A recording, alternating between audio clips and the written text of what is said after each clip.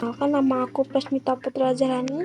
Kali ini aku akan menjelaskan materi vektor kelas 11. Ini dia videonya. Jadi, sudah tahukah kalian apa itu vektor?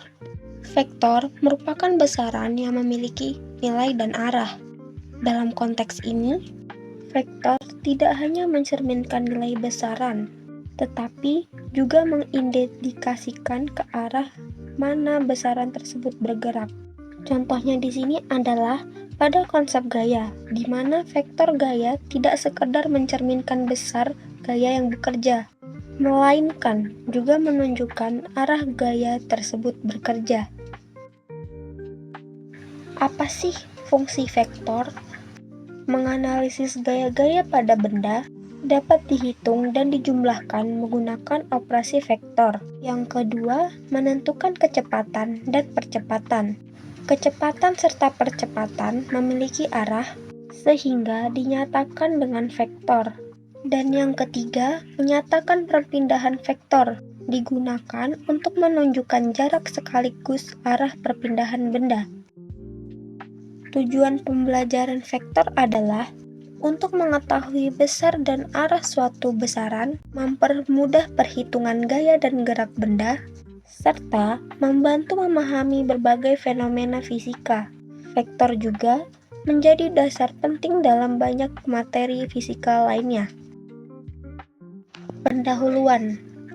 Pendahuluannya, besaran berdasarkan arah terdiri dari yang pertama, besaran skalar. Besaran yang tak punya arah, contoh massa, panjang, waktu, kelajuan, dan massa jenis. Yang kedua, besaran vektor. Besaran yang punya arah, contohnya gaya, percepatan, kecepatan, dan momentum. Vektor diberi nama dengan huruf kecil, bergaris atas, atau menyebut titik pangkal dan ujungnya. Pertama, anak panah menunjuk arah yang ditunjuk vektor. Kedua, besar kecilnya vektor dilambangkan dengan besar kecilnya anak panah. Seperti gambar di bawah, ada titik P atau titik pangkal vektor dan titik Q, ujung vektor. Ada pula tanda panah atau arah vektor.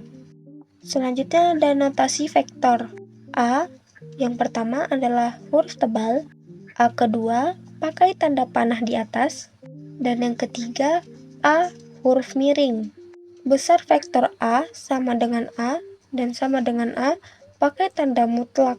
Lalu di sini ada nilai vektor. Nilai vektor dibagi menjadi 3. Yang pertama, vektor positif. Pada koordinat kartesius, arahnya ke atas terhadap Y atau ke kanan terhadap X. Kedua, vektor negatif. Pada koordinat kartesius, arahnya ke bawah terhadap Y atau ke kiri terhadap X. Dan yang ketiga, vektor memiliki resultan, yang merupakan hasil dari penjumlahan, pengurangan, atau perkalian. Selanjutnya, ada penjumlahan vektor. Adapun sifat vektor. Yang pertama, penggambaran vektor bisa dipindahkan asalkan arah dan besarnya sama. Kedua, dua vektor dikatakan sama jika arah dan besarnya sama. Penjumlahan dan pengurangan vektor digunakan untuk mencari resultan vektor. Resultan vektor dapat dicari dengan menghubungkan pangkal vektor awal dengan ujung vektor akhir. Yang pertama, cara segitiga, 2 vektor. Kedua, cara jajar genjang, 2 vektor. Lalu yang ketiga, cara poligon, lebih dari 2 vektor. Pengurangan vektor dapat menggunakan sifat operasi hitung. Penjumlahan vektor secara analitik dapat dilakukan dalam 3 kondisi. Yang pertama, 2 buah vektor yang tegak lurus. Resultan vektor dihitung menggunakan teorema Pythagoras. Arah resultan terhadap sumbu X dapat dihitung menggunakan rumus berikut. Yang kedua, 2 buah vektor yang tidak tegak lurus.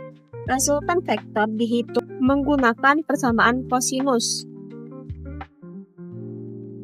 Arah resultan terhadap sumbu X dapat dihitung dengan persamaan sinus. Berikut rumusnya. Lalu yang ketiga, lebih dari 2 vektor. Jika terdapat lebih dari dua vektor, harus diketahui terlebih dahulu resultan komponen X dan Y-nya, sehingga menjadi dua vektor yang tegak lurus. Kemudian, resultan baru dapat dicari. Berikut rumus resultan komponen vektor X, dan berikut rumus resultan komponen vektor Y.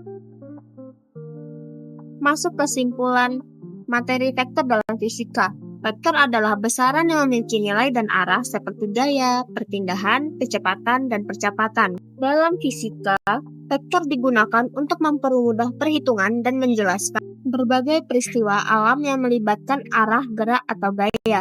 Vektor dapat digambarkan dengan anak panah dan diuraikan menjadi komponen-komponen tertentu agar lebih mudah dianalisis. Dengan mempelajari vektor, kita dapat memahami hubungan antara besaran fisika secara lebih tepat dan akurat dalam kehidupan sehari-hari maupun dalam perhitungan ilmiah.